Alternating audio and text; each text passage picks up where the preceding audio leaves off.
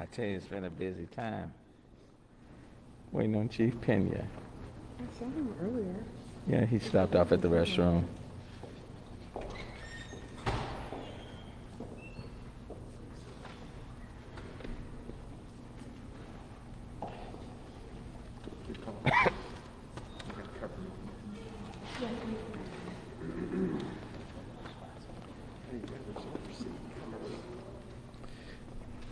Okay, let's get started. This morning, I had a conversation with the head of ERCOT. In fact, he called me this morning to let me know that they had given the green light to the energy providers to restore all of the power outages from Monday, with some exceptions. For example, if a transformer blew, of course, that they had to work on that. But he did indicate to me this morning that they had brought on more generation, more power, and that those power outages will be restored. Now, let me say this. It's still a somewhat uncertain sort of situation. And what I mean by that, they have brought on a lot of generation very quickly. That doesn't mean that there won't continue to be some power outages. Certainly may not last as long. And then there may be some instances in which they still may say to a Centerport or an Encore that they may have to shed some power. But at least the situation is much better today than it was yesterday. And then this morning I had to talk with Dave Lazar, the president of Centerpoint, and Kenny Mercado is here as well, which says, and he indicated that they are in a much better position, and I'm going to let Kenny follow up on that. But the point is, where yesterday there were 1.3 customers in the Houston region, Centerpoint service area without power, today that number is significantly less. I still would encourage people to conserve on their energy, to be very careful about that. We're still going to be in this period of time for a few more days. With respect to the water pressure, I am pleased to say that today things have improved. The water pressure has increased. The bottled water notice was given when the water pressure falls below 20% PSI. That water pressure now in the city of Houston is above 20, but the boil water notice remains in effect. So we're still working to build up the water pressure. Hopefully, many people, businesses throughout the city is experiencing better water pressure. The hospital's water pressure is much better today than on yesterday. The pressure in the jails, for example, is much better as of last night than it was the earlier part of the day. And that should continue to improve. So I certainly want to thank Director Carol Haddock and her team for working all throughout the night. We brought on more generators to augment our power source. And so things are starting to improve. Now, we still have a way to go. Let me just say that. Things are improving, but for some people, they still may have problems flushing their commodes. But the goal is to continue to add to build on that pressure, to stabilize it, which means I'm going to continue to ask people to conserve on their water usage. And what I mean by that, if water pressure is up in your home, for example, don't just go out and start washing a lot of clothes and all of that, because we still need to enhance the water pressure and to build it up and then to stabilize it. And so at the end of the day, you may say, okay, so what does that mean? Do we still have to boil water? The answer is yes, because it takes some time to really stabilize it. And then once it has stabilized, it's above 20 in terms of the pressure. It needs to be right around 35, really, 35. And we don't anticipate that taking place until tomorrow. Then we have to take samples and send those samples to the Texas Commission on Environmental Quality, TCEQ, and then we have to wait about 24 hours before we do that. So we're still looking at sometime, probably at the best, I would say Sunday, but I'm just going to say Monday. So we'll still be in this boil water status probably until about Sunday or Monday. I just want to say that so that you will know. And so if you have power, boil that water, and then you can use it. If you don't have power, then it's the bottled water. And I know, talking to the grocers, that they've gone out and they're restocking their shelves with more water. And at the same time, we are working to provide water to people, to families who may not be able to afford it. For example, in talking with Pepsi, we have asked them to send to Mattress Mac Gallery Furniture 10 pallets, and those 10 pallets of bottled water are already en route to Mattress Mac. And I want to thank Jim McInville, Mattress Mac, for just being a tremendous partner with the city of Houston. And then as of today, we're going to be working through the district council members' districts. There are 11 district council members, and I have asked them to identify sites in each one of the council members' districts. And then we will be providing water to each one of those sites. And it's my hope that we can have that up and going by today, by 2 o'clock. But certainly by today. And then they'll be distributing water to people in their respective districts. We want to do it this way because we don't want everybody to just be converging on just 1 or 2 sites. We want to kind of establish sites throughout the city that will be accessible by a lot of individuals. And so we're going to be working through the city council members' districts. There are 11 of them throughout the city of Houston. They will identify sites, and then we will make those sites available. And it's my hope that they can start distributing water at no cost at about 2 o'clock today. So that's on the water distribution and the boil water notice. I will say to you that the airports are now operational, and so we're moving forward on that front. With respect to, let me back up on the water pressure. Things should be much better now at the various hospitals throughout the city of Houston in terms of the water pressure. And then we certainly, another priority were the fire hydrants for Chief Pena and all of the firefighters. And I know the pressure has to be above 20 for them to be able to effectively do their job. And so that's been the top 2 priorities: our hospitals and our fire hydrants. And then lastly, before I bring up Chief Bunick,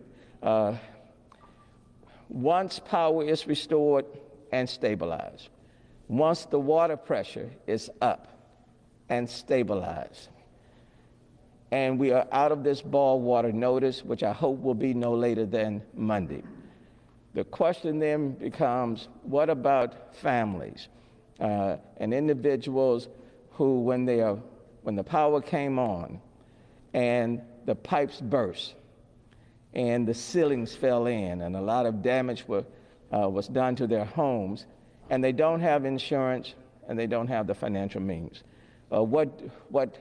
How do we assist them to rebuild and to ease the pressure and the anxiety on them, especially for our seniors and especially for low-income families who were already on the margins because of the coronavirus and so many other factors? With that being said, it is my intent to set up a fund similar to what we did with Hurricane Harvey that will be able to assist people financially, assist them in being able to identify their contractors and other nonprofit organizations that can help repair their homes as they move forward.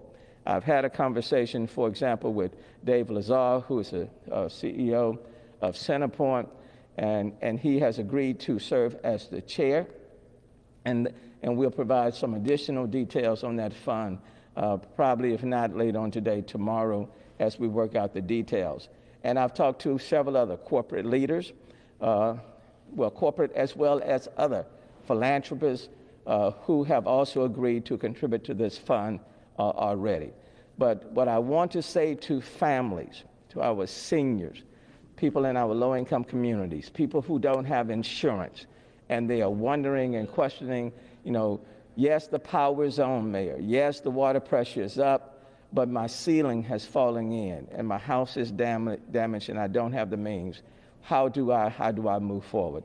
We want to do everything that we can to pull together as a city to help provide you with the support and the assistance to repair your homes, to repair those ceilings as we move forward.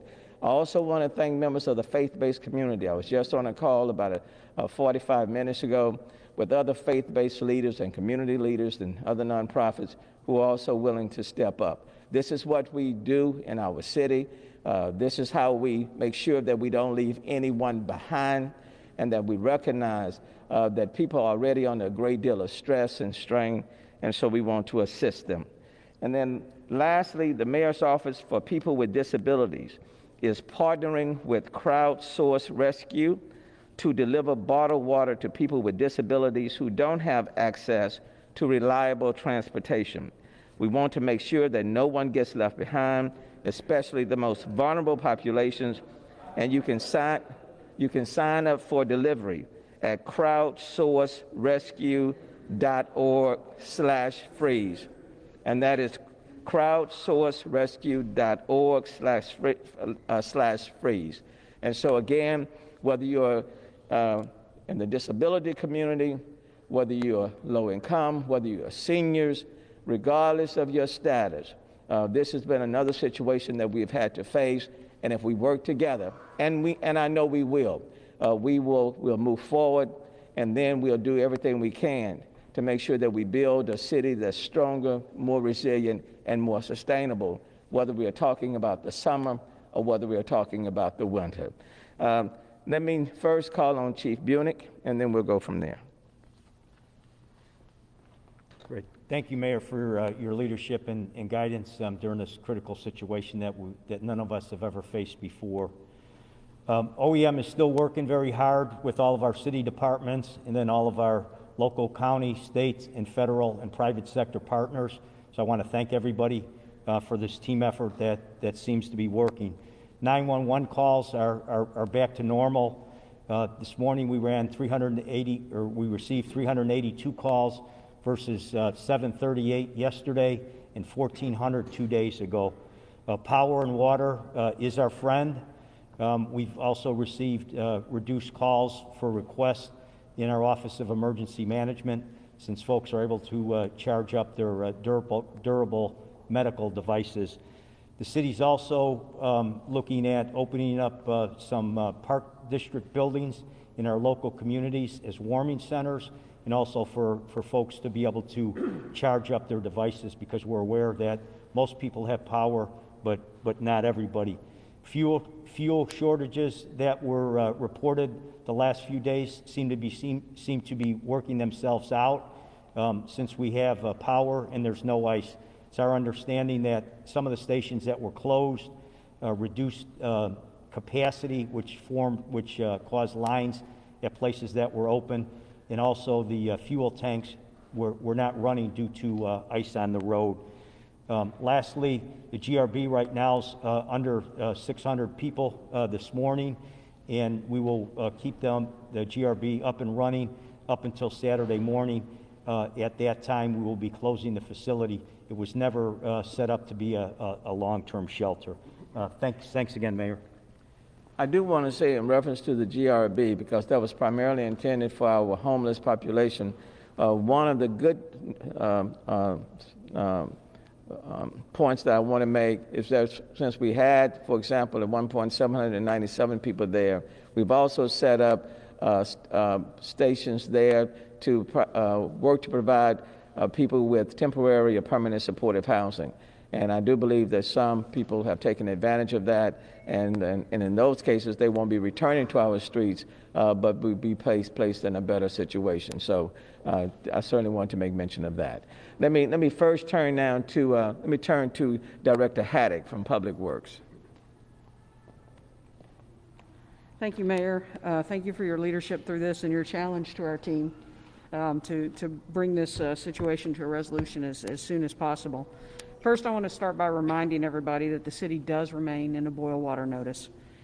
We must advise you to boil your water prior to consumption in activities such as washing your hands or face and brushing your teeth.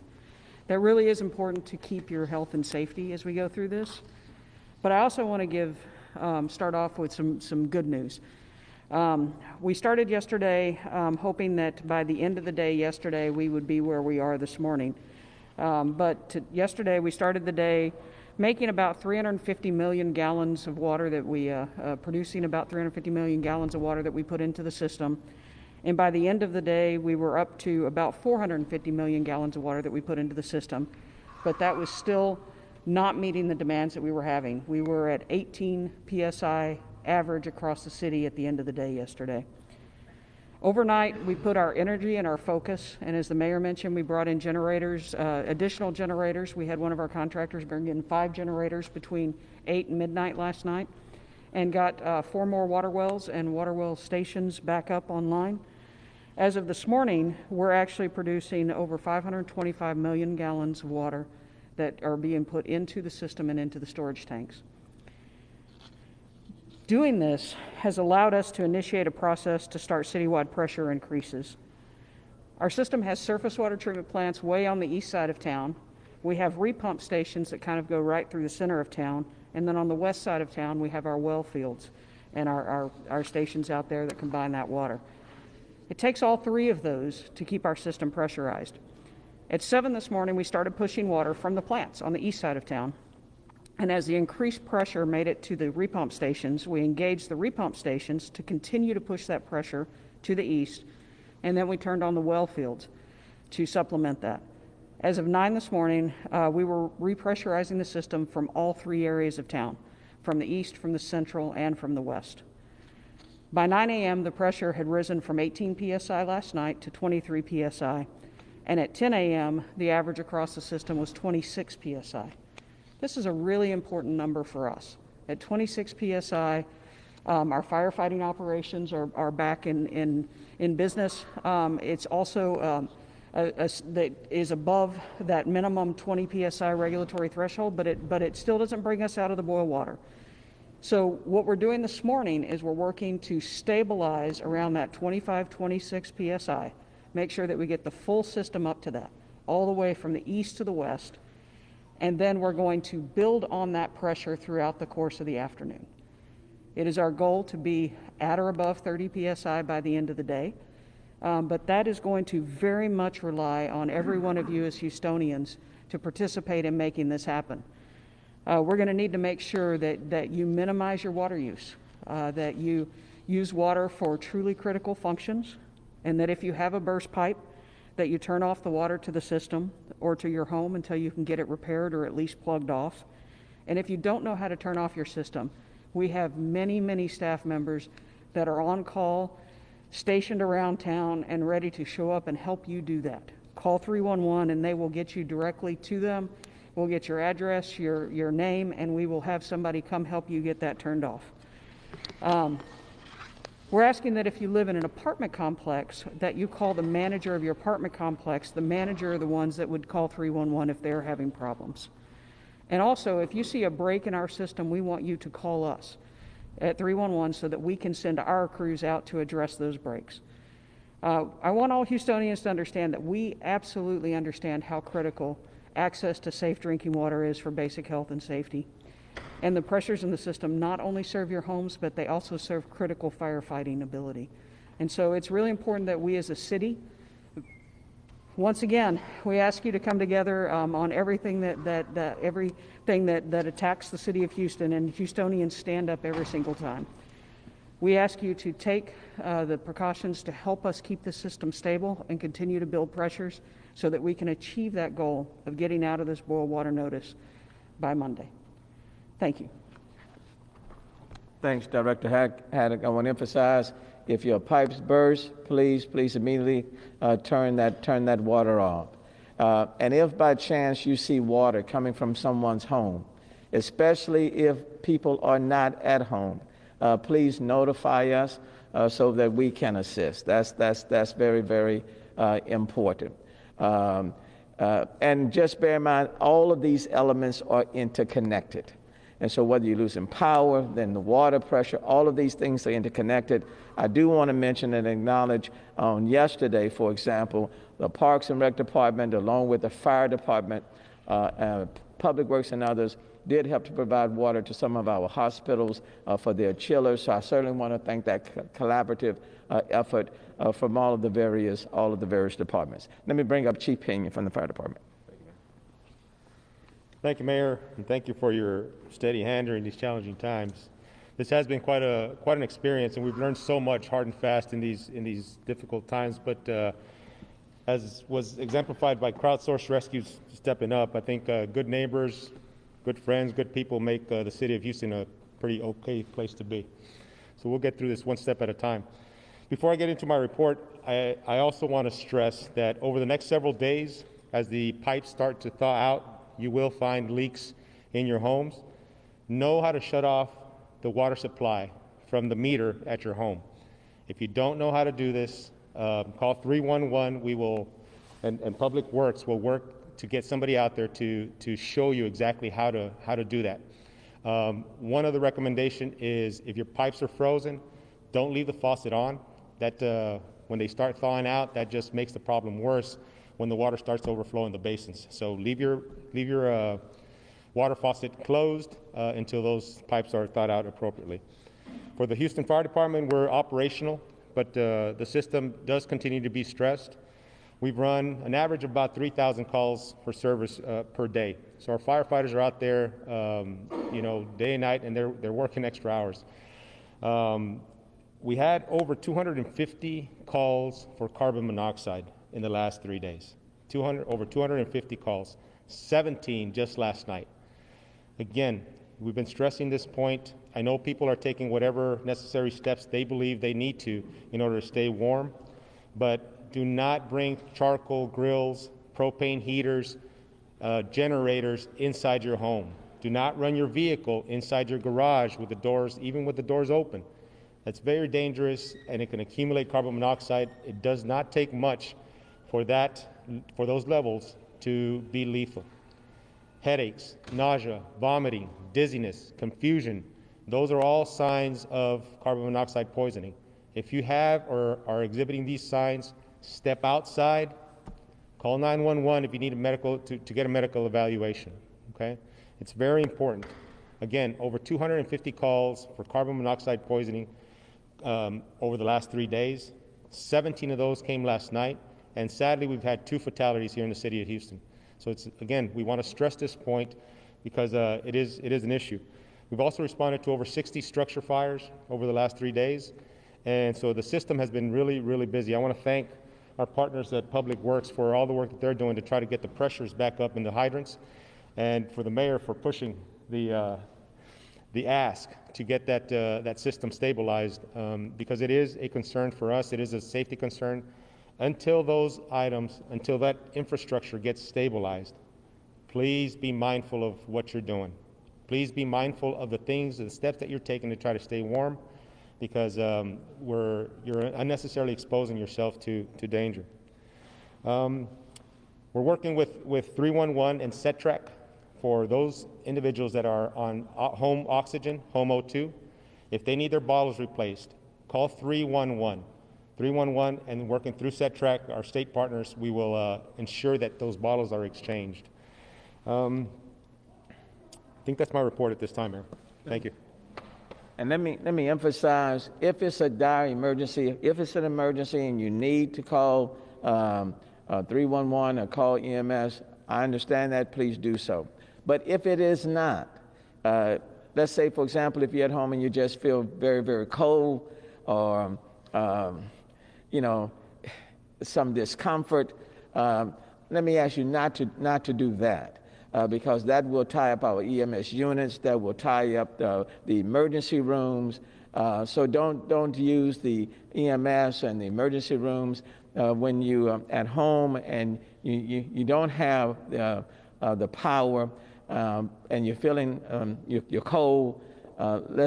Please exercise. I just want you to exercise some good judgment, okay? But if in fact it is an emergency, then please call on us, and then we will respond. Now let me call on Assistant Chief Edwards. HPD. Thank you, Mayor, and let me echo again how much we appreciate your leadership, Chief Pena and Chief Unick, Carol Haddock, and Rick with Centerpoint. Thank you so much for everything y'all are doing to work hard for the citizens of Houston. Just want to give a quick update with regard to our numbers. HPD, since the weather incident has occurred, we've had a total of 1,077 accidents that have been reported, and we've towed 61 vehicles. Aside from the accidents, just for things like abandoned vehicles, broken down vehicles and such. At the time of 11 o'clock, we had calls for service holding of 45, no code 1s, no code 2s, and the code 3s and other calls. And so we're managing the call load very well. We did see an increase of calls the second day of the event, but those have come back down, and we're able to address those with the streets clearing up. We have only the one fatal accident. That's a testament to how good everybody out in the community has been doing with driving through all these conditions, and that happened the very first night. We have had some weather-related deaths that have been reported to us.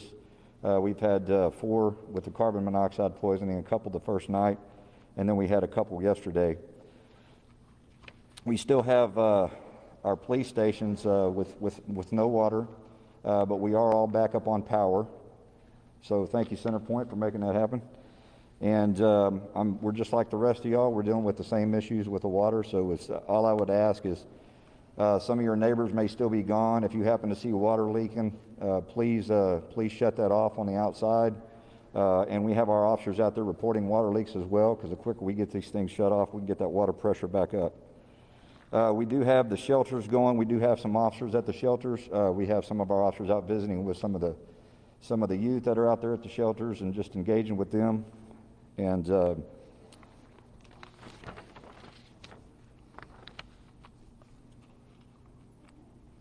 that's all I have as far as that. With the, does anybody have any questions for us? And then, hold on 1 second. One more. Let me bring up Kenny Mercado, the Senior Vice President for Centerpoint. Thank you, Mayor. And I was telling him a few minutes ago, he's the expert of experts when it comes to crisis management. So it's a pleasure to work with you. Thank you for everything. As you heard from the mayor, we're not done yet, but we've come a long ways in the last 24 hours. Yesterday at this time, 1.37 million customers were out of power. Today, it's about 40,000 customers without power. We won't stop until we get every single customer back on. We have the best linemen in the country working in your backyards today, safely, very experienced, well prepared. Let them do their jobs, and you will get your lights on as quickly as we can. We want to really, when you think about what happened yesterday, from about 5 p.m. last night till about midnight, we saw just a significant amount of generation come online across the state of Texas. It was a big impact. And as a result of that generation coming back online, our infrastructure was ready to serve, and we properly and efficiently and safely delivered that power, that generated power, to all of our customers here in the greater Houston area safely. And many of you, by midnight or in the early morning, experienced your lights back on. As the mayor said, we're not over. This is one time where we've added so much generation that it puts a significant impact on our grid. So think about it as on and off, on and off. So we're monitoring it very closely today. We have ample, across the state of Texas, we have ample reserved right now. And so we're going to continue to watch how well the generation stabilizes. And we hope, Mayor, that it will continue to stabilize. But tonight's another cold night, so we'll be working around the clock. We'll be watching carefully to make sure that the units stabilize and that we can focus on the customers that are still out and get everybody back to normal by the end of the day or by tomorrow. I just want to reach out and say thank you to our gas and electric employees, Mayor. As we went through this exercise, they constantly were making sure we had the right supply of gas to serve all of our customers and had us ready to provide service to all of our electric customers. And that coordinated effort made a big difference, as you mentioned earlier. Last thing is we still need your conservation. Conservation is critical today and tomorrow. Think of this as a large amount of power is coming onto the grid, just like water. And when it does that, it will stress the wires because you're going to overload if you have too much inrush. So we're asking you to efficiently use your services for water and electricity and allow us to do our jobs. And we'll get back together here in the next 2 days. So thank you for your endurance. And we look forward to continuing to work with you till we finish up the event. Thank you very much. Thanks, Kenny. And then in closing, then we'll take questions as the power returns and as the water pressure builds up and increases. What I am concerned with is these pipes bursting throughout the city. Okay, that's what concerns me. So please pay very close attention to your homes, to your neighbors' homes, people who are not at home, because that too will impact the water pressure. And then at the same time, we want to make sure, and again, that we're going to do everything we can to assist people who don't have insurance, may not have the financial means, to help them to repair their homes. That's just that's what we do in the city. Having said that, one last thing. Be very careful with people who are knocking at your doors offering to repair your home, okay? Make sure you're dealing with plumbers who are plumbers and not con artists, okay? Especially for seniors and others. Please be careful. There'll be a number of people knocking on your doors, offering to repair your homes, or saying they're from Centerpoint or Reliant or you name it. Please be very careful allowing people into your home, or you paying people, giving people money, and then they end up absconding with what you gave them. So please be careful of that. I'll stop and we'll take any questions. Another hard freeze for tonight. Water pressure is getting where it needs to be. What do you advise people on drinking water on their pipes? On the drinking water, if you have power, boil the water first, okay? Right at 2 minutes, if you have power. If you don't have power and can't boil the water, then that's where the bottled water comes in place. And so that's why, in addition to what's being provided at the stores, and I do want to thank the retailers who are really stepping up, and they've got a number of trucks coming in. I talked with Joe Kelly, president of Kroger's, before this press conference, and they literally have hundreds of trucks that are rolling into the area, so I want to thank them. And then we're going to do our very best to distribute as much water without cost throughout our city to those families, those individuals who can't afford it, and we're going to try to make that available. So, and again, the plan is to use each one of our city council districts that will cover the whole city, and we'll make it as accessible. We'll set those venues up, and then we'll constantly try to replenish so we can keep it going. I mean, we're going to be in this status in terms of bottled water probably, let me just say conservatively, let me say Monday. If it's before, if we come out of before, great, but let's say Monday. So we're going to need to continue to boil that water or to use bottled water. Can we add to that? Yes, come, Director Haddock. So I do want to add to that. So that's about the use of water in your home. As you started out, we're expecting another hard freeze tonight. If you've been lucky so far and your pipes have not burst, we would encourage each of you to very strongly consider turning off the water to your house and draining the pipes for the night. You can turn it back on in the morning. So this evening before you go to sleep, go out and turn that main turn-off off, turn some faucets on so your pipes drain. They can't burst if there's no water in them to freeze. So if you've been lucky so far and you have not had your pipes burst, I would highly encourage you to drain the water from the pipes in your house so that you do not have that happen to you as well. That's a good point. And that's a good point, Carol. Yeah. Some of the other questions, you've answered most of them. Is FEMA going to be stepping in to help out with any of these things? We're certainly going to be making some requests on FEMA. I was talking with the mayor of San Antonio, who's also in a similar status with the city of Houston. Well, all of the cities across the state, and then we're going to joint co-author letters to FEMA asking for additional support.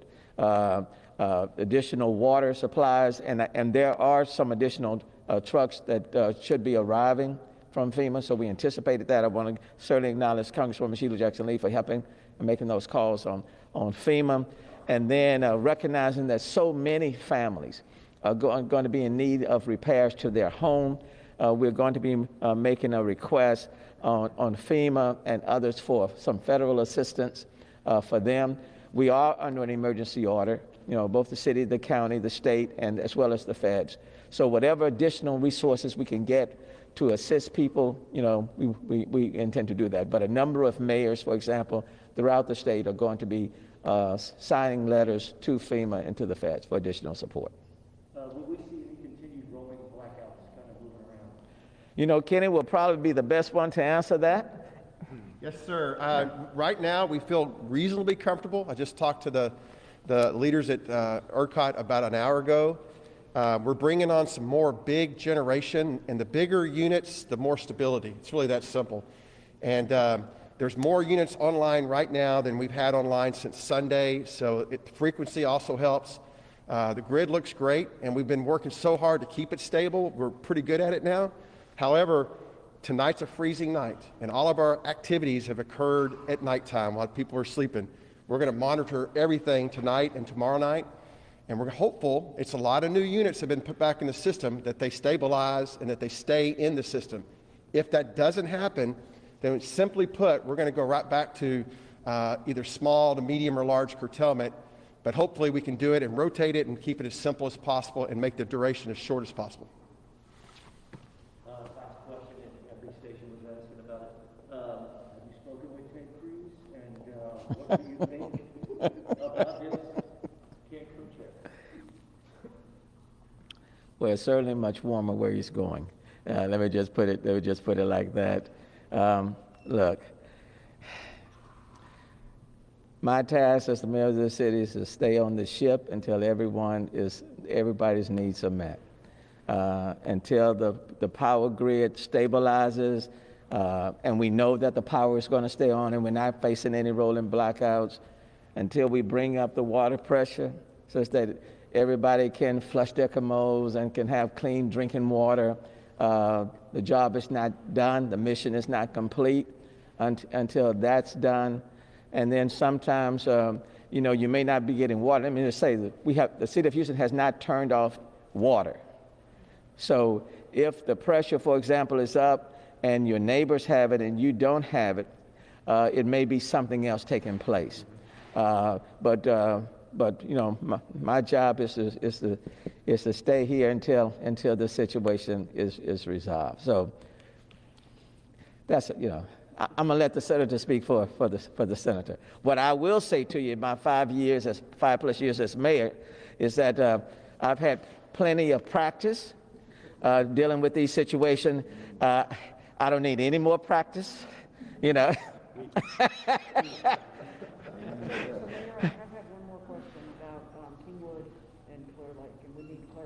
Oh yeah. Now Kingwood and Clear Lake are not under the boil water notice. Kingwood, Clear Lake, they are not under the boil water notice. They're on different systems. They're on different systems. They're not a part of the main system that we're talking about. So the boil water notice does not apply to Kingwood, and it does not apply to the Clear Lake region. Okay. I want to be that clear. Now let me go back. I don't need any more practice, okay?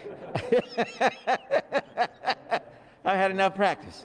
But I will say the resilience of the people in this city is amazing, and how people come together is amazing. So I can't thank all of the parties. There are a whole lot of people who stepped up, a lot of companies and corporate execs and businesses who have stepped up, several people who have called this morning who have offered support for the fund that we intend to establish.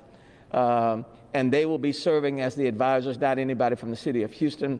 And so that's encouraging. So even in the midst of what we've gone through this week, a lot of positive things have come forth. And and in spite of it all, we still have so much to be grateful for. So depending on what happens for the rest of the day, I intend to probably give another update at the end of the day, because we really want to drive home to people about the danger of carbon monoxide. Because I know people, they're doing everything possible to keep warm, but there's danger in doing things the wrong way. So we really want to emphasize that. And then again, I want to say to people, don't rush to the emergency rooms if it's not an emergency. Don't tie up our EMS units if you don't have to. Save the EMS units for people who really need to go. And I say that very delicately because, you know, if you're sick and really bad, then we want you to go. But if you're not, please don't use the emergency rooms as a warming center. I guess that's what I'm saying. Don't do that. All right, I think that should do it. Appreciate it. One more, Mayor. Oh, I'm sorry. Clear Lake issued boil water this morning. Well, you know, I said not Clear Lake. They're on a different system. But Clear Lake this morning, they had to issue a boil water notice as well. Again, when that pressure drops to a certain level, you're obligated to give the boil water notice. And that's why it's the city of Houston, many of the surrounding areas, it's San Antonio, it's Austin, many of the surrounding areas around Dallas, it's all over the state. But, you know, this too shall pass, and we'll get through it. Thank you so very much. Appreciate it.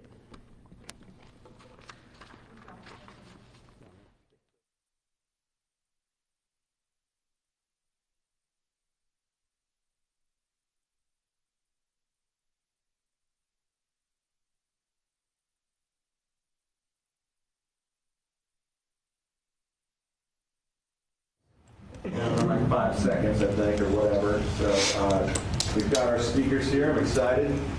And then next month, just a quick infomercial. We're going to have 3 speakers. We're going to feature Dan Phillips to come down from